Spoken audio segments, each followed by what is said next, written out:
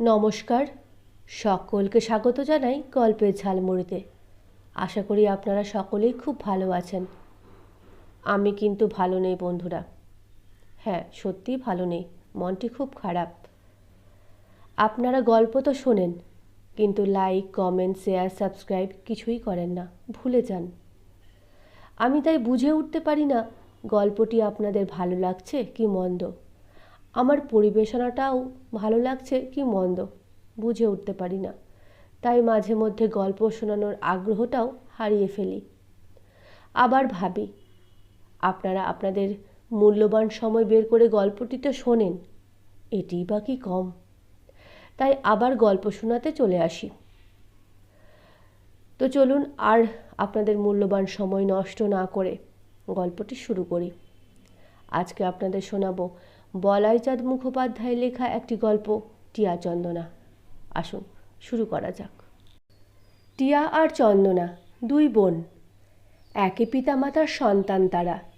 একই পরিবেশে মানুষ হয়েছিল, একই রকম খাবার খেয়ে, একই রকম পোশাক পরে, একই বিছানায় শুয়ে, একই রকম খেলা খেলে ছোটবেলা থেকে বড় হয়েছিল তারা।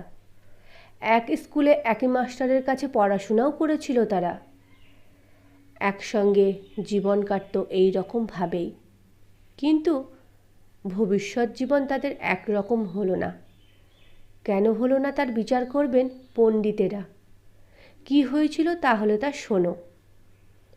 টিয়া ও চন্দনার চেহারা যদিও অনেকটা একরকমই ছিল, কিন্তু রং ছিল আলাদা। টিয়া ছিল কালো আর চন্দনা ছিল ফর্সা। কি করে একজনের রং কালো আর একজনের রং ফর্সা হয়, আর কেন যে লোকে কালো ফর্সা নিয়ে মাথা ঘামায় তার বিচার করুন পণ্ডিতেরা। কিন্তু রঙের এই সামান্য তারতম্য এদের দুজনের জীবনে হঠাৎ যে ব্যবধান সৃষ্টি করল তা কিন্তু বিপুল। টিয়া চন্দনার বাবা নিবারণবাবু বিদ্বান বুদ্ধিমান সজ্জন ছিলেন, কিন্তু ধনী ছিলেন না। অল্প বেতনে স্কুলে মাস্টারি করতেন আর সকাল সন্ধে করতেন প্রাইভেট টিউশনি। ভোর থেকে রাত্রি 10টা পর্যন্ত পরিশ্রম করেও কিন্তু তিনি মাসে 250 টাকার বেশি রোজগার করতে পারতেন না। এতে কোনো ক্রমে সংসার চলত তাঁর, বিশেষ কিছু বাঁচাতে পারতেন না। মেয়ে দুটিকে কিছু দূর পড়াশোনা করিয়েছিলেন, তবু নিজে মাস্টার ছিলেন বলেই পড়াতে পেরেছিলেন। তাও সম্ভব হতো না যদি তার একটি ছেলে থাকতো। আর ছেলে মেয়ে হয়নি ভদ্রলোকের, ছেলে থাকলে তাকেই পড়াতে হতো আগে। টিয়া চন্দনা স্বাভাবিক নিয়মে বড় হয়ে উঠতে লাগলো। তাদের বাড়ন্ত গড়ন দেখে, স্বাস্থ্য দেখে আনন্দ হওয়ারই কথা, কিন্তু নিবারণবাবু এবং তার স্ত্রী চিন্তিত হয়ে পড়লেন। বিয়ে দিতে হবে তো, অনেক টাকা চাই। কোথায় পাবেন অত টাকা? রোজগার থেকে কিছুই তো বাঁচাতে পারেননি, বরং ধারই আছে বাজারে কিছু। চন্দনা বড়, তার জন্যেই বিয়ের চেষ্টা হতে লাগলো আগে। দু একজন দেখে গেলেন, একজন বললেন চন্দনা নাকি খুব সুলক্ষণা, কিন্তু পণের পরিমাণ শুনে পিছিয়ে আসতে হলো নিবারণবাবুকে। 10,000 টাকা চাই। কি সর্বনাশ! যতই দিন যায় ততই নিবারণবাবুর চিন্তা বাড়ে। শেষকালে এমন হলো যে রাত্রে ঘুম হতো না তার।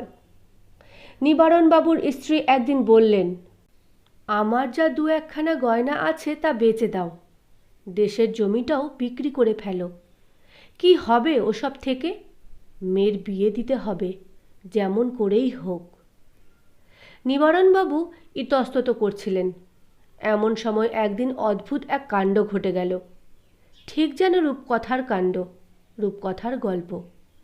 রূপকথায় নিশ্চয়ই পড়েছ, এক রাজাহীন রাজ্যের রাজা হস্তি শূন্য সিংহাসন পিঠে নিয়ে রাস্তায় রাস্তায় ছুটে বেরিয়েছিল, আর এক গরিবের ছেলেকে সুরে করে তুলে নিয়ে সিংহাসনে বসিয়ে দিয়েছিল। এও যেন অনেকটা তেমনই একটি গল্প। রাস্তার কলে জল ভরছিল চন্দনা। হঠাৎ তার নজরে পড়ল একটি ক্ষীণকান্তির লোক ভ্রু কুঞ্চিত করে তীব্র দৃষ্টিতে নিরীক্ষণ করছে তাকে। অস্বস্তি বোধ করতে লাগলো তার, একটু বিরক্তও হলো। তাড়াতাড়ি জল ভরে বাড়ির দিকে এগিয়ে চলল সে। বাড়িতে এসে দেখে লোকটি তার পিছু পিছু আসছে। তোমার নাম কি মা? প্রশ্ন শুনে চন্দনা অবাক হয়ে গেল।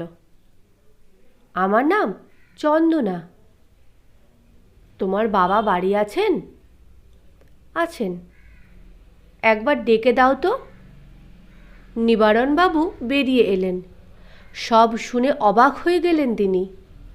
ক্ষীণকান্তি লোকটি কেউকেটা নন, মধ্যপ্রদেশের এক রাজপরিবারের কুলপুরোহিত।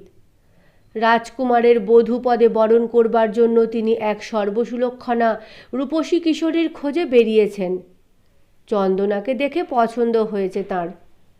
তিনি চন্দনার জাতি, বংশ, পরিচয়, গোত্র ইত্যাদি জানবার জন্য উৎসুক হয়ে এসেছেন। সব যদি মিলে যায় তাহলে চন্দনাকে নিয়ে রাজবধূ করবার জন্য নির্বাচিত করবেন। আশ্চর্যের বিষয়, সব মিলে গেল। পুরোহিত মশাই চলে গেলেন। বলে গেলেন চন্দনাকেই নির্বাচন করবেন তিনি। যথাসময়ে চিঠি আসবে। চিঠি এলো সত্যি সত্যি।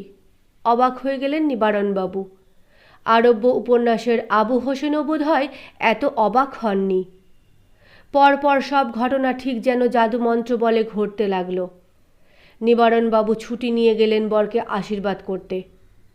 প্রকাণ্ড রাজপ্রাসাদ, প্রকাণ্ড ছাতা, হাতি, ঘোড়া, কুকুর, মোটর, সিপাহী, শান্ত্রী, এলাহি কারবার কাণ্ড কারখানা দেখে হকচকিয়ে গেলেন তিনি। রাজকুমারকে যথারীতি আশীর্বাদ করলেন। রাজকুমার সুশ্রী, কিন্তু একটু রোগা বলে মনে হলো।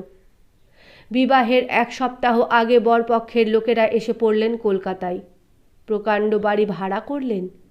তারপর একদিন প্রচুর গয়না, কাপড়, মিষ্টান্ন প্রভৃতি নিয়ে আশীর্বাদ করে গেলেন চন্দনাকে। তাঁদের খরচেই চন্দনাদের বাড়ির সামনেও নহবত বসল। বিয়ের 3 দিন আগে থেকেই সমস্ত আয়োজন শুরু হয়ে গেল। বিয়ের দিন যা হলো তা অবর্ণনীয়।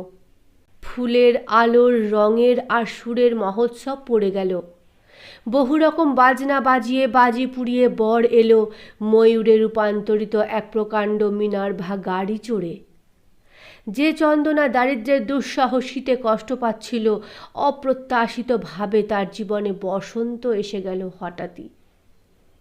চন্দনার বিয়ের কিছুদিন পরে টিয়ার জীবনেও বসন্ত এলো।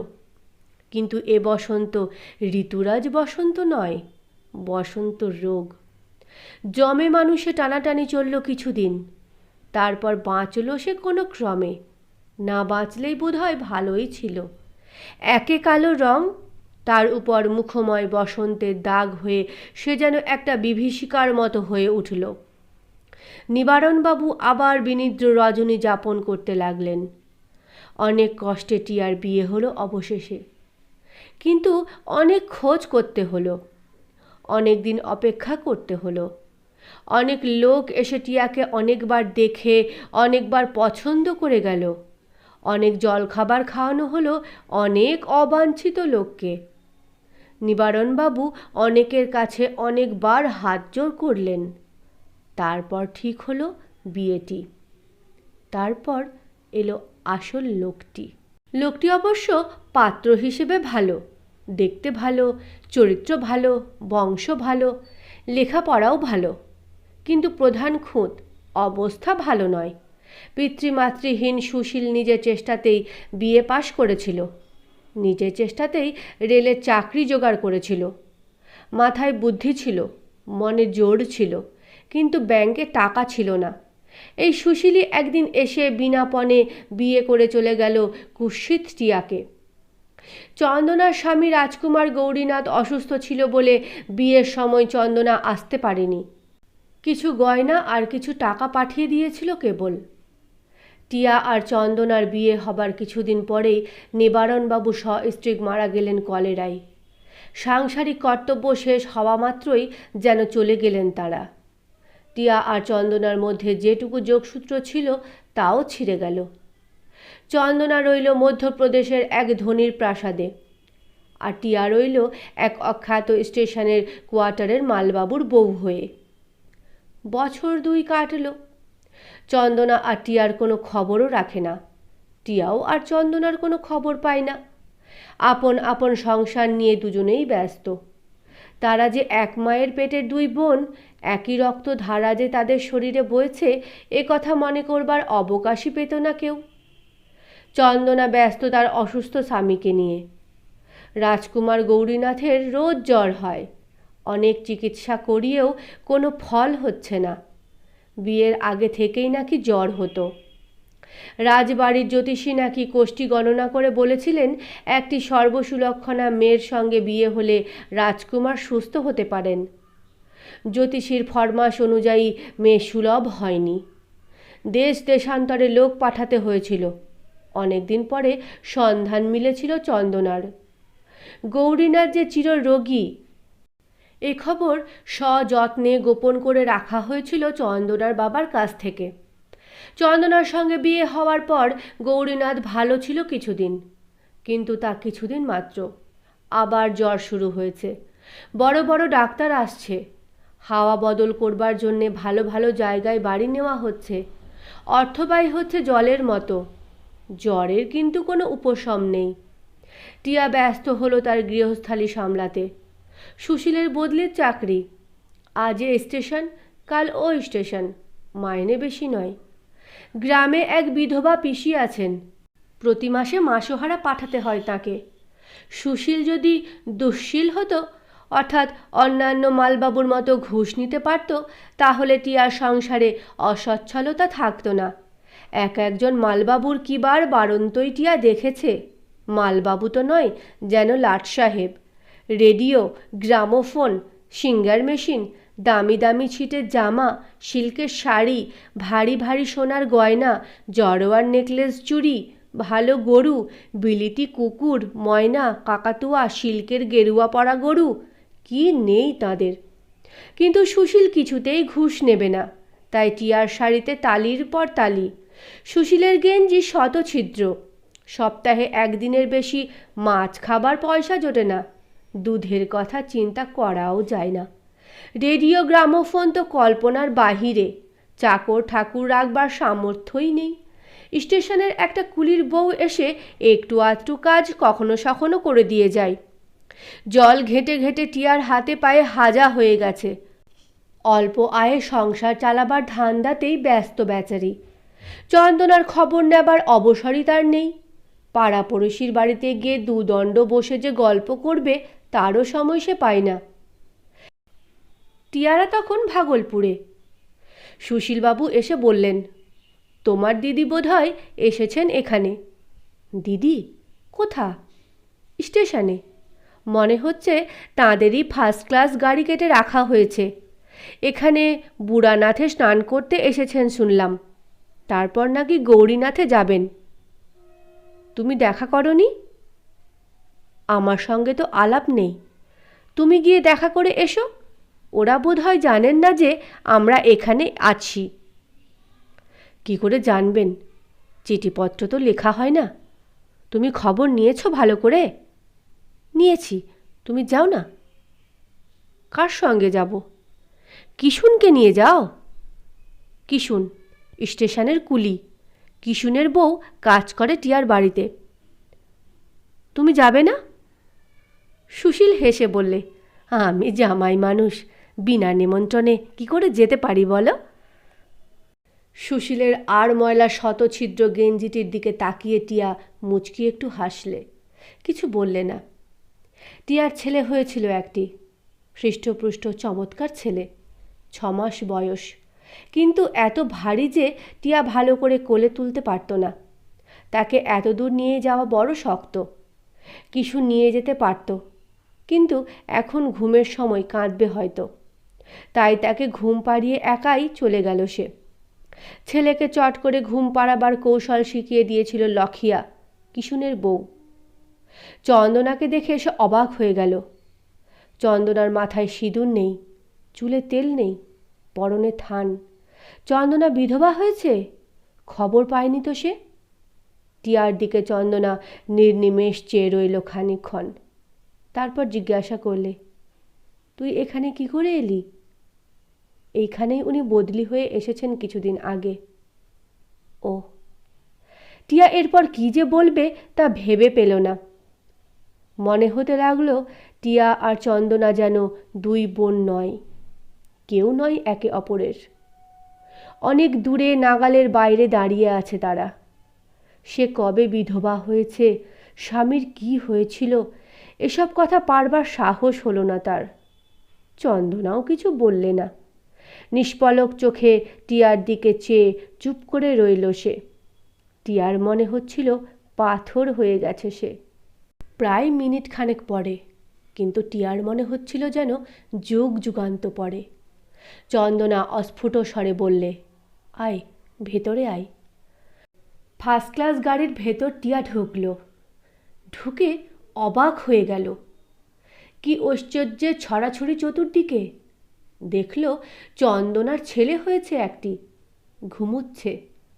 চমৎকার রেশমের বিছানা, নেটের মশারি, কত রকম খেলনা, বড় বড় থার্মোফ্লাক্সি 3-4টে, থরে থরে ফল সাজানো রয়েছে, ছোট বড় রূপোর বাসন ছড়ানো রয়েছে, ওষুধের শিশি হরেক রকমের, দাই, চাকর, আয়া, নার্স। টিয়া হকচকিয়ে গেল। চন্দনার ছেলেটি কিন্তু রোগা, নেটের মশারির ভেতর রেশমের বিছানায় দামি কাঁথা দিয়ে ঘুমোচ্ছে বটে, চেহারায় কিন্তু লালিত্য নেই। খোকার অসুখ নাকি? হ্যাঁ, উনি চলে যাওয়ার পর থেকেই অসুখ হয়েছে, কিছুতেই সারছে না। আমাদের কুলগুরু বশিষ্ঠপ্রসাদ বলেছেন, যেখানে যেখানে শিব আছেন সেখানে নিয়ে গিয়ে শিবকে গঙ্গা জলে নাইয়ে সেই জল দিয়ে ছেলেকে নাওয়ালে ভালো হয়ে যাবে। তাই তীর্থে তীর্থে ঘুরে বেড়াচ্ছি। দু বোনের দূরত্ব ভাবটা কেটে গেল ক্রমশ। আলাপ শুরু হলো আবার। টিয়া শুনে অবাক হয়ে গেল। বিয়ের আগেই নাকি গৌরীনাথের যক্ষা হয়েছিল। সুলক্ষণা চন্দনাকে ওরা বউ হিসেবে নিয়ে যায়নি, ঔষধ হিসেবে নিয়ে গিয়েছিলেন। রোগের কিন্তু উপশম হয়নি। গৌরীনাথ মৃত্যুর পূর্বে ভুলটা বুঝতে পেরেছিলেন। উইল করে চন্দনাকেই সমস্ত সম্পত্তি দিয়ে গেছেন। খোকন যতদিন না সাবালক হচ্ছে ততদিন চন্দনায় বিশাল বিষয়ের কর্তি থাকবে। খানিকক্ষণ চুপ করে থেকে চন্দনা বললে, তুই ছেলেকে নিয়ে এলিনে কেন? যা ভারী, আমি তুলতেই পারি না, ঘুমোচ্ছে তাছাড়া। তোদের বাসা এখান থেকে কত দূর? কাছেই, চল দেখে আসি তোর ছেলেকে। টিয়ার সঙ্গে চন্দনা গিয়ে হাজির হলো টিয়ার বাসায়। সঙ্গে গেল আশাশোটা ধারী দুজন বরকন্দাজ। কই তোর ছেলে? ঘুমোচ্ছে। কোথায়? টিয়া তাড়াতাড়ি পাশের ঘরে গেল খোকনকে আনতে। ছেঁড়া কাঁথায় শুয়ে অঘরে ঘুমোচ্ছে খোকন। কিন্তু এ কি, ঠোঁট নীল, নিঃশ্বাস পড়ছে না, চোখের তারা উল্টে আছে। চিৎকার করে কেঁদে উঠল টিয়া। কি হলো? চন্দনা ছুটে এলো তাড়াতাড়ি। খোকন এমন হয়ে গেল কেন? খোকন মারা গিয়েছিল। দুরন্ত ছেলেকে সামলানো যেত না বলে, ঘুম পাড়ানো যেত না বলে লখিয়া টিয়াকে শিখিয়ে দিয়েছিল দুধের সঙ্গে একটু আফিম খাইয়ে দিলে ছোট্ট ছেলেটি চট করে ঘুমিয়ে পড়বে। রোজ পড়তো, সেদিনও পড়েছিল। সেদিন কিন্তু ঘুম আর ভাঙল না, আফিমের মাত্রা একটু বেশি হয়ে গিয়েছিল। নির্বাক টিয়া আর চন্দনা পরস্পরের দিকে চেয়ে দাঁড়িয়ে রইল। একজন স্বামীহারা, একজন পুত্রহারা। ঘটনা প্রবাহে এক বোন আরেক বোনের কাছ থেকে দূরে সরে গিয়েছিল। গভীর শোকের মধ্যে আবার তাদের মিলন হলো। সুশীল অফিস থেকে ফিরে এসে স্তম্ভিত হয়ে গেল। চন্দনার বরকন্দাজ দুজন ফেরবার জন্য ব্যস্ত হয়েছিল, কারণ বুড়ানাথের মন্দিরে যেতে হবে তো, খোকার স্নানের সময় নাকি উত্তীর্ণ হয়ে যাচ্ছে। চন্দনা সুশীলের মুখের দিকে খানিকক্ষণ চেয়ে থেকে অদ্ভুত প্রশ্ন করল একটা, সুশীলবাবু, আমি যদি আপনার বাসায় থেকে যাই, আপত্তি আছে আপনার? সে কি কথা, আপত্তি হবে কেন? খুব খুশি হব। টিয়ার কাছে কেউ থাকলে ভালোই হয় এখন। কিন্তু আপনি কি থাকতে পারবেন এখানে? খুব পারবো।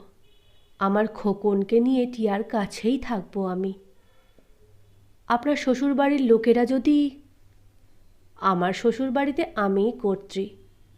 আমার উপর হুকুম করবার কারো অধিকার নেই। বেশ, থাকুন, আমার আপত্তি কী? আবার সেই রূপকথার কাণ্ড হলো। চন্দনা আর ঐশ্বর্যের মধ্যে ফিরে গেল না, গরিব বোন টিয়ার কাছেই থেকে গেল। দাই, নার্স আর আয়ার কবলমুক্ত হয়ে মা মাসির স্নেহে খোকনও ভালো হয়ে উঠল আস্তে আস্তে। তীর্থে তীর্থে আর ঘুরতে হলো না। ধন্যবাদ বন্ধুরা গল্পটি শোনার জন্য। ভালো লাগলে একটু সময় বার করে অনুগ্রহ করে আমার পাশে থাকবেন। একটা ছোট্ট লাইক, কমেন্ট, শেয়ার ও সাবস্ক্রাইব করে দেবেন। আবার আসবো অন্য একটি গল্প নিয়ে।